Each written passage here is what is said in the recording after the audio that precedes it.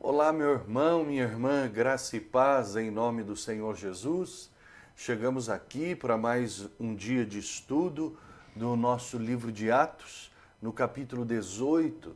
Nós estamos quase terminando a segunda viagem missionária de Paulo. Paulo está na cidade de Corinto, ali na região da Acaia. E nós vamos ler aqui então o capítulo 18 de Atos, versículos 12 a 17. Diz assim a palavra do Senhor. Quando, porém, Gálio era procônsul da Acaia, levantaram-se os judeus concordemente contra Paulo e o levaram ao tribunal, dizendo: Este persuade os homens a adorar a Deus por modo contrário à lei. Ia Paulo falar quando Gálio declarou aos judeus: Se fosse com efeito alguma injustiça ou crime de maior gravidade, ó judeus, de razão seria atender-vos. Mas se é questão de palavra, de nomes e da vossa lei, tratai disso vós mesmos. Eu não quero ser juiz dessas coisas. E os expulsou do tribunal. Então todos agarraram Sóstenes, o principal da sinagoga, e o espancavam diante do tribunal. Gálio, todavia, não se incomodava com estas coisas. Bom, muito bem. Olha, nós estamos estudando aqui Atos e a gente vai vendo que os judeus, eles sempre foram muito agitadores, né?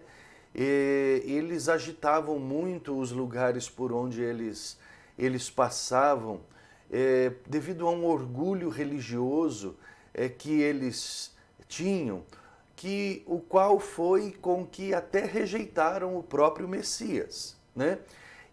Esta religiosidade. Quando a gente fala de uma religião, o que acontece é que os judeus serviam uma religião. Eles defendiam o judaísmo, mas não defendiam o Senhor, né? Nós servimos a Jesus Cristo, é isso que nós precisamos entender. E seguimos o exemplo do Senhor Jesus. Os judeus, eles se tornaram com o tempo muito orgulhosos, né? E eles então agitavam muito as coisas. Nesse momento aqui, ali em Corinto, nós vamos ver aqui que Lucas, né, que escreveu Atos, coloca como a região da Acaia. E é muito interessante porque Corinto, ele foi unido à Acaia, depois foi desunido e assim por diante. Também fala de Gálio aqui, Lucas falando de Gálio, que era procônsul da Acaia. Procônsul é governador da Acaia. E é interessante porque com as descobertas arqueológicas que foram realizadas no século XX, atestam a veracidade dos escritos de Lucas. É muito interessante porque conforme a arqueologia vai descobrindo documentos, descobrindo inscrições, vão vendo que realmente é uma verdade, é tudo aquilo que foi escrito aqui por Lucas. Bom, o que aconteceu? Nessa época, Gálio era um cidadão romano, era o irmão mais velho do filósofo estoico romano chamado Sêneca. Ele era o irmão mais velho de Sêneca. Sêneca foi o tutor do temido imperador romano Nero.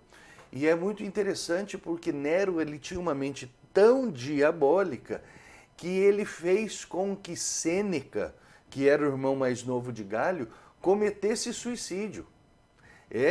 E por fim, ainda fez com que Gálio, a história conta que Gálio também cometesse um suicídio forçado, de uma mente tão tenebrosa. Foi o imperador Nero também que martirizou e que mandou a pena capital o apóstolo Paulo. Bom, muito bem. Mas aqui, voltando para trás na história, nós estamos falando de Paulo na segunda viagem missionária ali em Corinto, na Acaia. Ele ficou 1 ano e meio ali e nós vimos que deu muitos frutos. E o que deveria estar acontecendo com a comunidade judaica? As pessoas deveriam estar se convertendo. E aí então o que aconteceu? Aconteceu que estes judeus, eles fizeram, né, em comum acordo, uma denúncia a Gálio, dizendo que, no versículo 13, dizendo que Paulo persuadia os homens a adorar a Deus de um modo contrário à lei. Agora vejam que lei aqui está com L minúsculo. Então os judeus não estão falando da lei de Deus, mas estão falando da lei romana. Olha só como eles eram ardilosos. Como o judaísmo era uma religião legalizada, né? uma religião tolerada por lei, e o cristianismo não. O que os judeus fizeram? Olha só, eles de comum acordo se uniram e foram prestar uma queixa formal perante o governador, que era juiz também, e ali falando que Paulo estava indo contra a lei romana. Ou seja, olha só como eles, para matar, para fazer o que quisessem, eles encontravam subterfúgios. Só que a história diz que Gálio era um homem extremamente inteligente, um homem extremamente justo, né, e doce. Que coisa, né?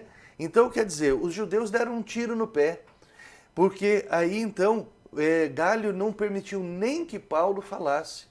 E ele disse, olha, isso aí é uma questão de vocês. Ele já percebeu, né?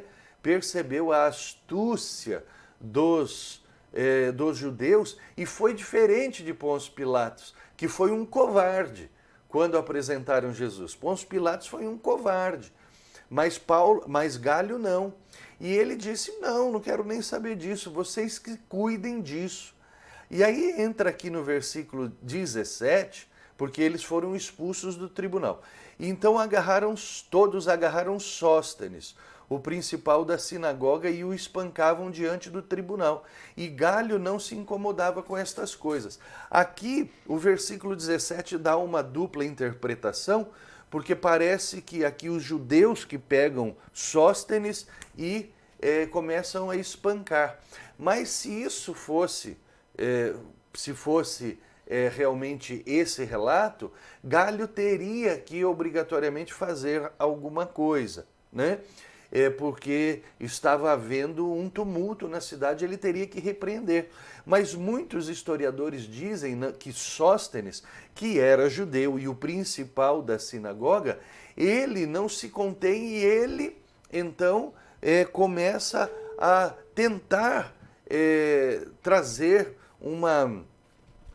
a fomentar ainda os judeus para que façam uma revolta ali. E então quem o agarrou foram